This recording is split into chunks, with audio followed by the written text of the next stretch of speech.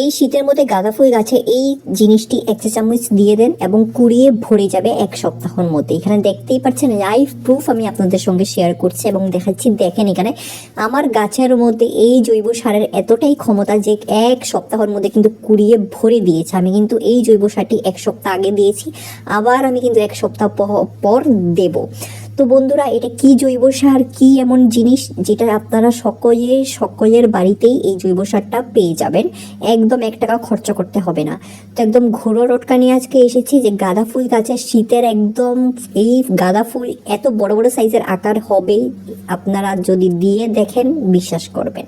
তো বন্ধুরা, যারা নতুন এসেছেন আমার চ্যানেলে, অবশ্যই আমার চ্যানেলটিকে সাবস্ক্রাইব করে দেবেন, অবশ্যই আমার পাশে থাকবেন, কারণ এটা আমার নতুন চ্যানেল। আর অবশ্যই আমার এই চ্যানেলটিকে সাপোর্ট করবেন আপনারা সবাই। তো বন্ধুরা, ভিডিওটা একদমই স্কিপ করবেন না, যদি স্কিপ করে ফেলেন গুরুত্বপূর্ণ জিনিস অনেক মিস আউট করে ফেলবেন। চলুন বন্ধুরা, সময় নষ্ট না করে ভিডিওটা শুরু করা যাক।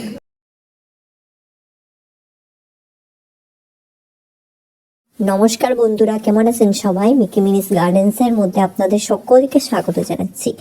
বন্ধুরা, আজকে গাঁদা গাছের পরিচর্যা নিয়ে এসে গেছি। শীত এবং শীতের মধ্যে যদি গাঁদা গাছ না থাকে তাহলে একটা কিছু অসম্পূর্ণ থেকে যায় আমাদের বাগানের মধ্যে। তো অনেকে বলছে যে ওদের গাঁদা ফুল গাছের মধ্যে কুড়ি আসছে না এবং কুড়ির সাইজ ছোট হচ্ছে, কি করব। তো বন্ধুরা, কুড়ি যেই সমস্ত গাছে আসছে না, কুড়ির সাইজ যদি ছোট হয়ে আসছে, তাহলে এই জৈব জিনিসটা আপনারা অবশ্যই করতে হবে। শুধু খাওয়ার দিয়ে কাজ হবে না, গাছের মধ্যে কিছু পিঞ্চিং এবং কিছু টোক্কা করতে হবে। এখানে দেখেন যে সমস্ত পাতা আকার আপনারা ছোট দেখবেন, যে সমস্ত পাতা মুড়ে গেছে, কুকড়ে গেছে, এই সমস্ত দেখবেন। তো এই সমস্ত পাতাগুলোকে কিন্তু শিগগিরই কিন্তু গাছ থেকে তুলে নেবেন, কারণ এই সমস্তর মধ্যে কিন্তু ছোট ছোট এফিডস থাকে, ছোট ছোট পোকা থাকে, যেগুলো গাঁদা ফুল গাছকে অনেকটাই ভালোবাসে। এই সমস্ত পোকায় পাতা রস চুষে নেয় এবং এই সমস্ত পোকায় কি করে, যখনই ফুলের কুড়ি হবে তখনই কুড়ির মধ্যে গিয়ে অ্যাটাক করে দেয়, তার পরবর্তীতে কিন্তু কুড়ির সাইজ ছোট হয়ে যায়।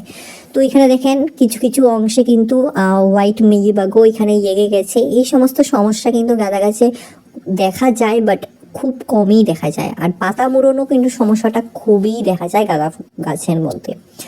তো এই সমস্ত সমস্যা থেকে দূর হওয়ার জন্য আপনারা একটা কীটনাশকের স্প্রে করতে হবে, সেটি হলো নিম পাতা সিদ্ধ করা জল। ঘরোয়া তৈরি জৈব কীটনাশক যদি গাছের মধ্যে স্প্রে করবেন তাহলে খুব ভালো রেজাল্ট পাবেন। এবং নিম অয়েল যদি আপনাদের কাছে থাকে সেটা স্প্রে করতে পারেন, কোনো সমস্যা নেই। যদি নিম অয়েলও নেই, নিম পাতাও নেই আশেপাশে আপনাদের বাড়িতে, তাহলে আপনারা 2টো রসুনের কোয়া নিয়ে অল্প পরিমাণ মতন শ্যাম্পু বা লিকুইড সোপ দিয়ে 1 লিটার জলের মধ্যে ভালো করে মিশিয়ে কিন্তু ভালো করে সমস্ত পাতার মধ্যে স্প্রে করে দেবেন, খুব ভালো রেজাল্ট পাবেন। সপ্তাহে 2-3 দিন করে অবশ্যই করবেন, পাতাও সুস্থ থাকবে, ফুলের আকারও বড় হবে, আর কোনো পোকামাকড়ের কোনো আক্রমণ হবে না। এখানে দেখেন আমার এই গাছটির মধ্যে একদম সবুজ হয়ে ফুল ভরে, মানে পাতায় রঙিন ভরে গেছে এবং কুড়িও দেখেন আসছে, একদম কুড়ি ভরে যাবে কিছুদিন পর। তো অনেকে বলে যে গাঁদা গাছের মধ্যে একটা ডাল থেকে বিভিন্ন ডাল আমরা কি করে বের করব, তখন আপনারা পিঞ্চিং করতে হবে। এই যে দেখেন এই আগাগুলোকে আপনারা এরকম হাত দিয়ে ভেঙে দেবেন, এই কুড়িগুলোকে ভেঙে দেবেন, তারপর সেখান থেকে কিন্তু নতুন নতুন ডাল বের হবে।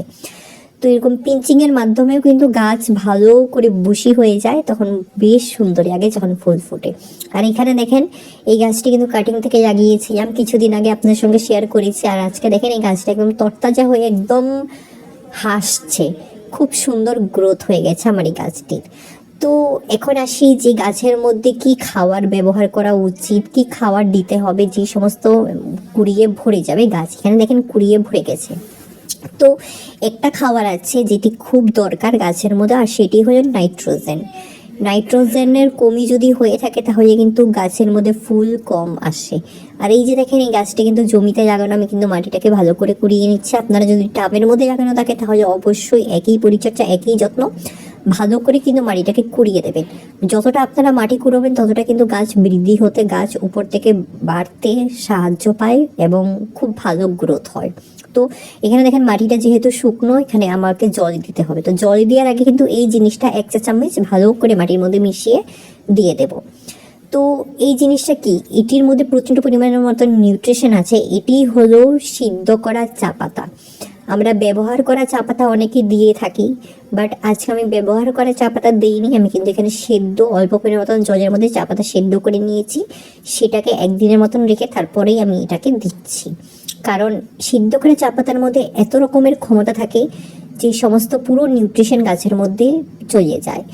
তো অবশ্যই এরকম টোটকা আপনারা করে দেখবেন, খুব ভালো ফলাফল পাবেন। এখন থেকে অল্প পরিমাণ মতন জলও দিয়ে দিচ্ছি, যেহেতু মাটিটা শুকিয়ে গেছে। যখনই মাটিটা উপর থেকে শুকোবে তখনই জল দেবেন। তো বন্ধুরা, যদি আপনাদের ভিডিওটা ভালো লেগে থাকে তাহলে অবশ্যই আপনারা আপনাদের প্রিয় গার্ডেনিং ফ্রেন্ডসের সঙ্গে আমার ভিডিওটা শেয়ার করবেন। অবশ্যই আমার পাশে থাকবেন। চলতে হবে পরবর্তী নতুন ভিডিও নিয়ে আবার আসছি। ধন্যবাদ।